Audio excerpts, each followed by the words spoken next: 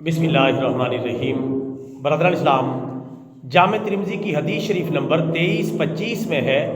کہ پیارے رسول اللہ صلی اللہ علیہ وسلم نے ارشاد فرمایا، اور یہ باتیں آپ صلی اللہ علیہ وسلم نے قسم اٹھا کر ارشاد فرمایا کہ میں قسم اٹھا کر کہتا ہوں ان تین باتوں کے بارے میں، ان باتوں کو ہمیشہ یاد رکھنا۔ نمبر 1، پیارے رسول اللہ صلی اللہ علیہ وسلم نے فرمایا کہ صدقہ مال کو کبھی بھی کم نہیں کرتا۔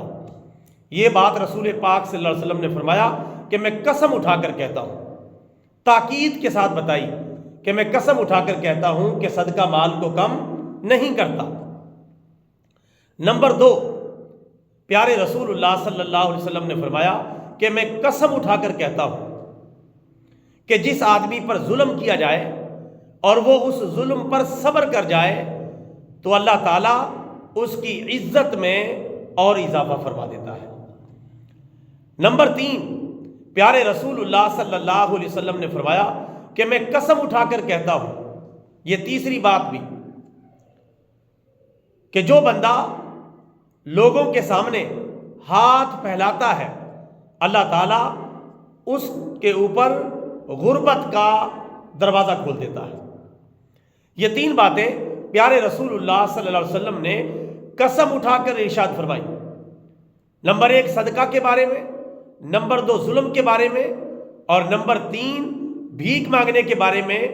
یا لوگوں سے مانگتے پھرنے کے بارے میں۔ یہ تین باتیں آپ نے فرمائی قسم اٹھا کر کہ میں قسم اٹھا کر یہ باتیں کہتا ہوں۔ برادران اسلام، یہ باتیں بالکل اٹل ہے، چونکہ پیارے رسول اللہ صلی اللہ علیہ وسلم کی بیان کردہ یہ باتیں ہیں، ان پر سرسری سی نظر ہم ڈال لیتے ہیں۔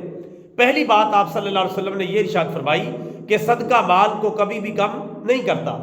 اللہ تعالیٰ کے راستے میں صدقہ و خیرات کرو گے، انفاق فی سبیل اللہ کرو گے، اللہ تعالیٰ کے راستے میں اپنا مال، جان، اولاد، وقت جو بھی خرچ کرو گے، اللہ تعالیٰ تمہارے صدقے کو جو ہے کبھی بھی تمہارے مال کو کم نہیں ہونے دے گا۔ صدقے کی وجہ سے مال، ہر قسم کا مال، چاہے وقت کی شکل میں ہے، چاہے اولاد کی شکل میں ہے، اور چاہے مال و دولت کی شکل میں ہے، اللہ تعالیٰ مال کو کم نہیں ہونے دیتا۔ جو مسلمان اپنے مال کا صدقہ و خیرات نکالتا رہتا ہے اور دیگر چیزوں کا صدقہ و خیرات نکالتا رہتا ہے، مال کے کم ہونے کا تو سوال ہی پیدا نہیں ہوتا،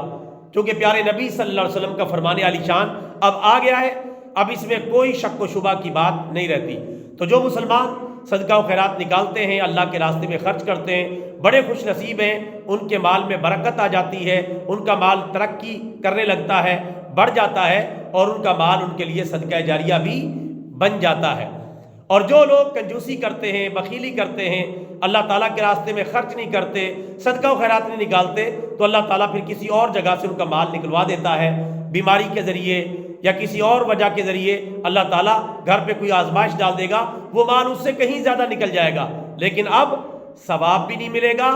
اور اس میں برکت بھی نہیں آئے گی۔ تو صدقہ و خیرات کرنے سے مال نہ کم ہوتا ہے اور بلکہ اس میں برکت آ جاتی ہے، ترقی کر جاتا ہے اور اضافہ کر جاتا ہے۔ یہ پہلی بات ہے جو پیارے نبی صلی اللہ علیہ وسلم نے قسم اٹھا کر ارشاد فرمائی۔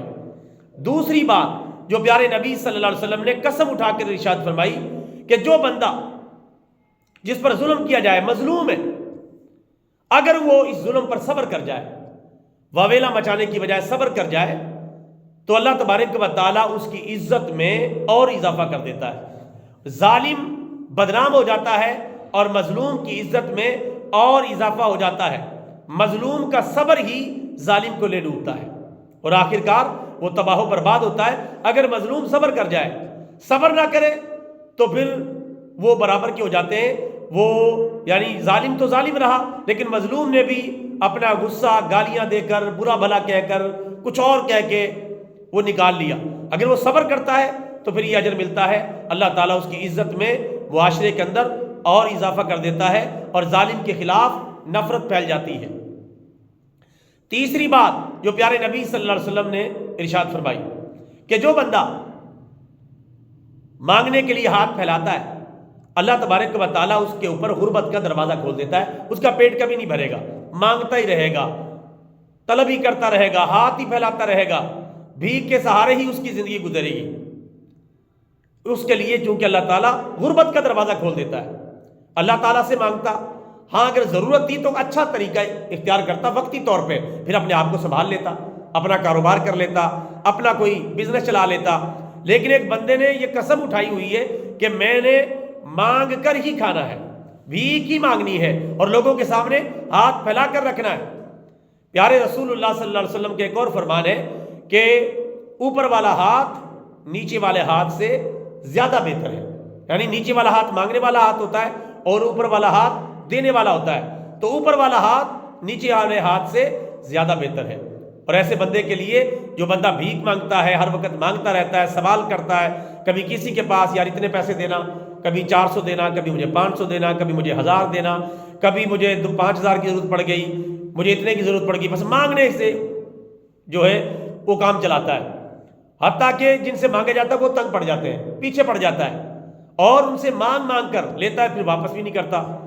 اور اسی طریقے سے وہ کام چلاتا ہے۔ تو ایسا بندہ، اس کے لیے اللہ تعالیٰ غربت کا دروازہ کھول دیتا ہے، اس کے حالات کبھی بھی نہیں سنبھل سکتے، کبھی بھی نہیں سدھر سکتے۔ اللہ تعالیٰ سے دعا ہے، پیارے نبی صلی اللہ علیہ وسلم نے جن باتوں کے بارے میں قسم اٹھائی، اللہ تعالیٰ ان کے حوالے سے ہمیں ہمیشہ ذمہ دارانہ کردار ادا کرنے کی توفیق عطا فرمائے۔ اور پیارے آقا نے فرمایا ان باتوں کو یاد رکھنا، یہ باتیں میں قسم اٹھا کر کہہ رہا ہوں، اللہ تعالیٰ ہمیں ان باتوں کو یاد رکھنے اور ان پر عمل کرنے کی توفیق عطا فرمائے، آمین۔ وما علینا الا البلاغ المبین۔